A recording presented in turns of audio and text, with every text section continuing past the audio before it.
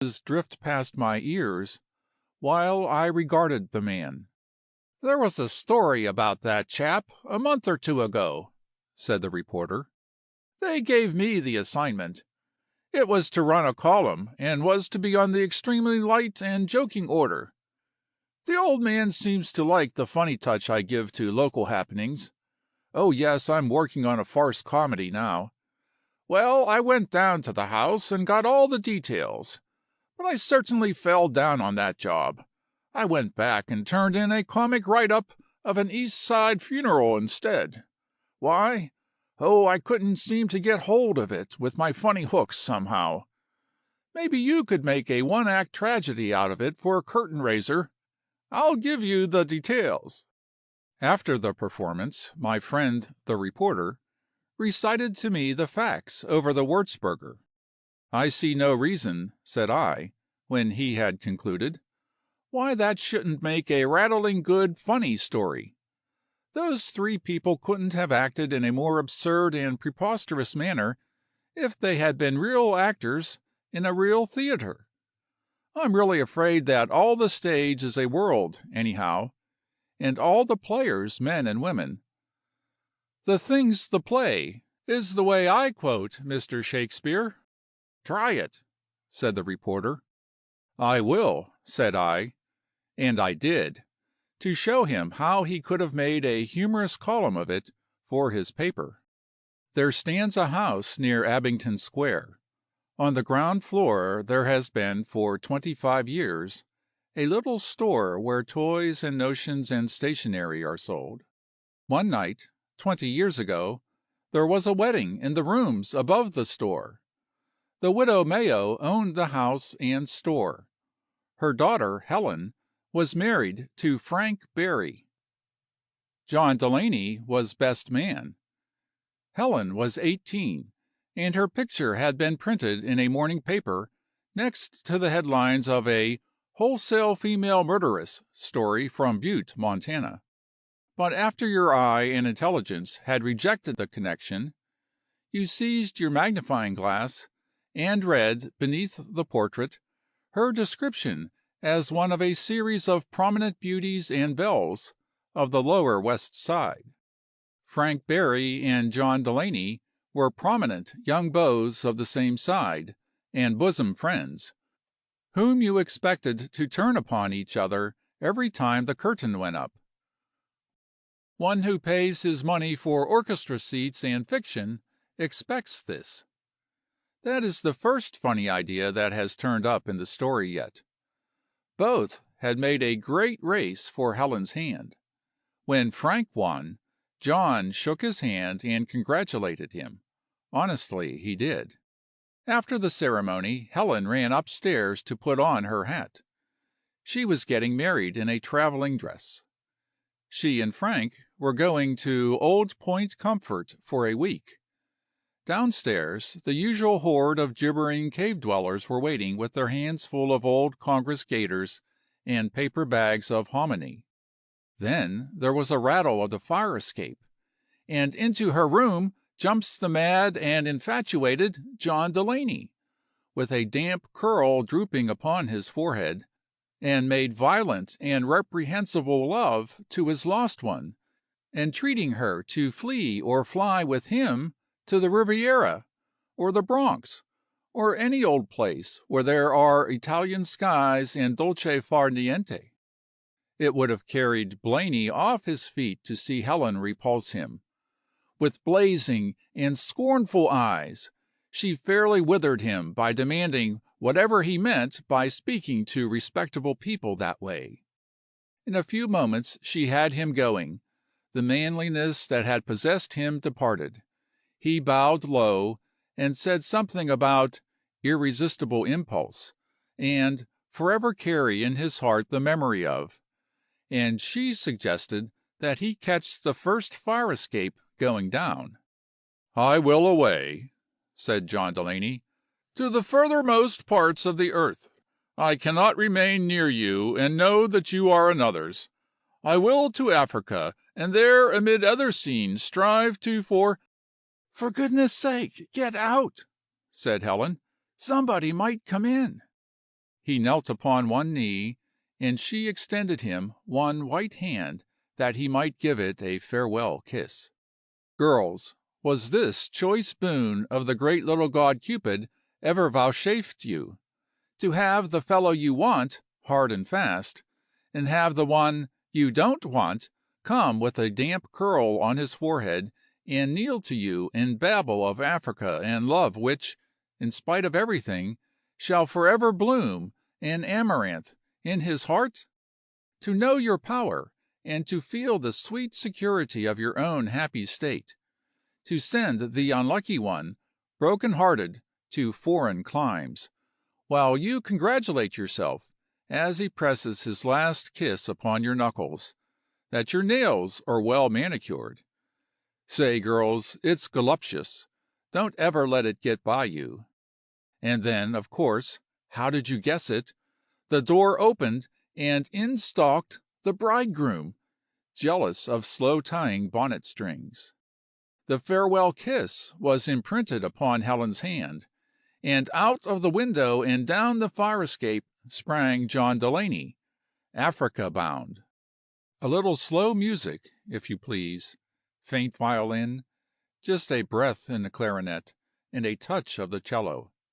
Imagine the scene, frank, white-hot, with the cry of a man wounded to death bursting from him. Helen, rushing and clinging to him, trying to explain. He catches her wrists and tears them from his shoulders. Once, twice, thrice he sways her this way and that (the stage manager will show you how), and throws her from him to the floor, a huddled, crushed, moaning thing. Never, he cries, will he look upon her face again, and rushes from the house through the staring groups of astonished guests. And, now because it is the thing instead of the play, the audience must stroll out into the real lobby of the world, and marry, die, grow gray, rich, poor, happy, or sad, during the intermission of 20 years, which must precede the rising of the curtain again. Mrs. Barry inherited the shop and the house. At 38 she could have bested many an 18-year-old at a beauty show on points and general results. Only a few people remembered her wedding comedy, but she made of it no secret. She did not pack it in lavender or mothballs, nor did she sell it to a magazine. One day a middle-aged money-making lawyer, who bought his legal cap and ink of her, asked her across the counter to marry him. "I'm really much obliged to you," said Helen cheerfully, "but I married another man 20 years ago. He was more a goose than a man, but I think I love him yet. I have never seen him since about half an hour after the ceremony. Was it copying ink that you wanted, or just writing fluid?" The lawyer bowed over the counter with old-time grace, and left a respectful kiss on the back of her hand. Helen sighed. Parting salutes, however romantic, may be overdone. Here she was at 38, beautiful and admired, and all that she seemed to have got from her lovers were approaches and adieus. Worse still, in the last one, she had lost a customer too. Business languished, and she hung out a room to let card. 2 large rooms on the 3rd floor were prepared for desirable tenants. Rumors came and went regretfully, for the house of Mrs. Barry was the abode of neatness, comfort, and taste. One day came Ramonti, the violinist, and engaged the front room above. The discord and clatter uptown offended his nice ear. So a friend had sent him to this oasis in the desert of noise. Ramonti, with his still youthful face, his dark eyebrows, his short, pointed, foreign, brown beard, his distinguished head of gray hair, and his artist's temperament, revealed in his light, gay, and sympathetic manner, was a welcome tenant in the old house near Abingdon Square. Helen lived on the floor above the store. The architecture of it was singular and quaint, The hall was large and almost square. Up one side of it, and then across the end of it, ascended an open stairway to the floor above. This hall space she had furnished as a sitting room and office combined. There she kept her desk, and wrote her business letters, and there she sat of evenings by a warm fire and a bright red light, and sewed or read. Ramonti found the atmosphere so agreeable that he spent much time there, describing to Mrs. Barry the wonders of Paris, where he had studied with a particularly notorious and noisy fiddler.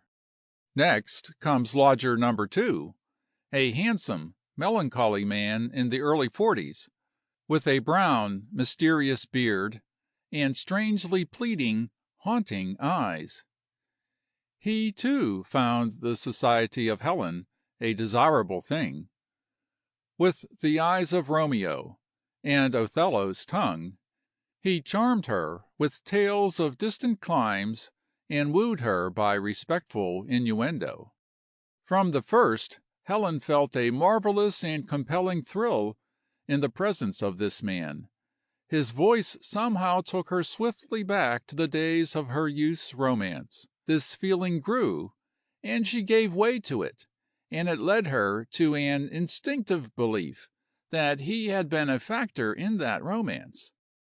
And then, with a woman's reasoning, oh yes, they do sometimes, she leaped over common syllogisms and theory and logic, and was sure that her husband had come back to her, for she saw in his eyes love, which no woman can mistake, and 1,000 tons of regret and remorse, which aroused pity, which is perilously near to love requited, which is the sine qua non in the house that Jack built. But she made no sign.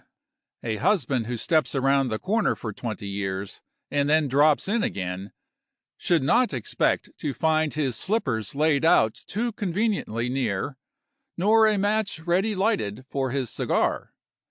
There must be expiation, explanation, and possibly execration. A little purgatory, and then, maybe, if he were properly humble, he might be trusted with a harp and crown.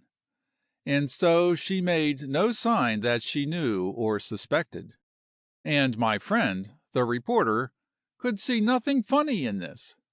Sent out on an assignment to write up a roaring, hilarious, brilliant joshing story of but I will not knock a brother. Let us go on with the story. One evening Ramonti stopped in Helen's hall office reception room and told his love with the tenderness and ardor of the enraptured artist. His words were a bright flame of the divine fire that glows in the heart of a man who is a dreamer and doer combined. "But before you give me an answer," he went on, before she could accuse him of suddenness, "I must tell you that Ramonti is the only name I have to offer you. My manager gave me that. I do not know who I am or where I came from. My first recollection is of opening my eyes in a hospital. I was a young man, and I had been there for weeks. My life before that is a blank to me. They told me that I was found lying in the street with a wound on my head and was brought there in an ambulance. They thought I must have fallen and struck my head upon the stones. There was nothing to show who I was. I have never been able to remember.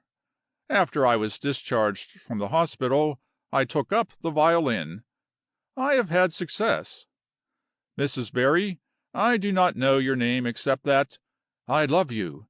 The first time I saw you I realized that you were the one woman in the world for me, and oh, a lot of stuff like that." Helen felt young again. First a wave of pride and a sweet little thrill of vanity went all over her, and then she looked Ramonti in the eyes, and a tremendous throb went through her heart. She hadn't expected that throb. It took her by surprise. The musician had become a big factor in her life, and she hadn't been aware of it. "Mr. Ramonti," she said sorrowfully. This was not on the stage, remember. It was in the old home near Abingdon Square. "I'm awfully sorry, but I'm a married woman." And then she told him the sad story of her life, as a heroine must do, sooner or later, either to a theatrical manager or to a reporter. Ramonti took her hand, bowed low and kissed it, and went up to his room. Helen sat down and looked mournfully at her hand. Well she might. 3 suitors had kissed it, mounted their red-roan steeds, and ridden away. In an hour entered the mysterious stranger with the haunting eyes. Helen was in the willow rocker, knitting a useless thing in cotton wool.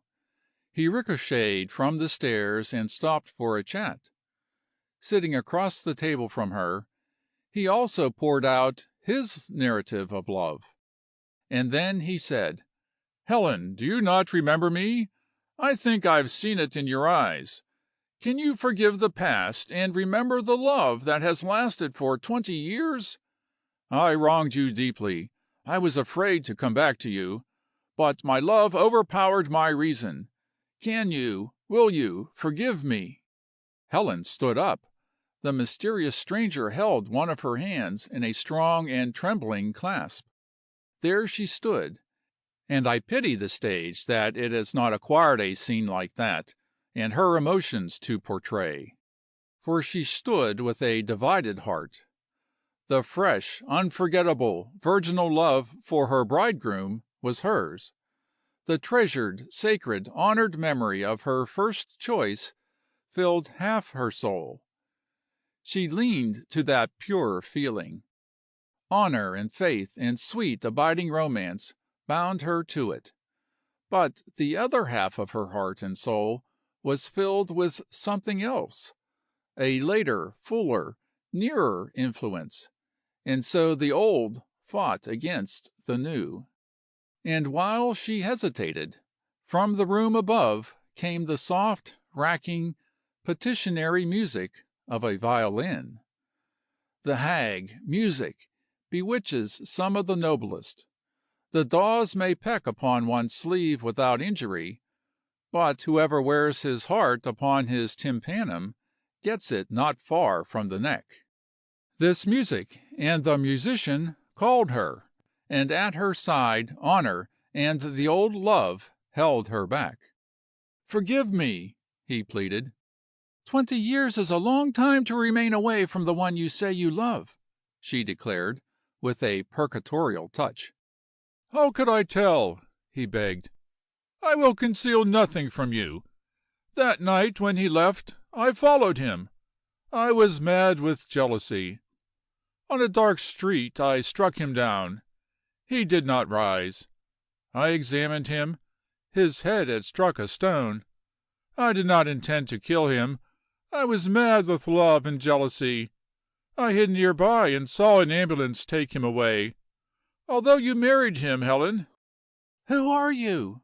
cried the woman, with wide open eyes, snatching her hand away. "Don't you remember me, Helen, the one who has always loved you best?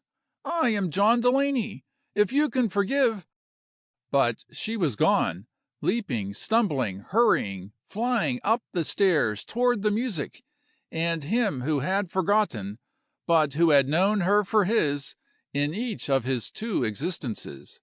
And as she climbed up, she sobbed, cried, and sang, "Frank! Frank! Frank!" 3 mortals, thus juggling with years as though they were billiard balls. And my friend, the reporter, couldn't see anything funny in it. If you like the video, put a like, subscribe to the channel, and click on the bell to not miss our new videos.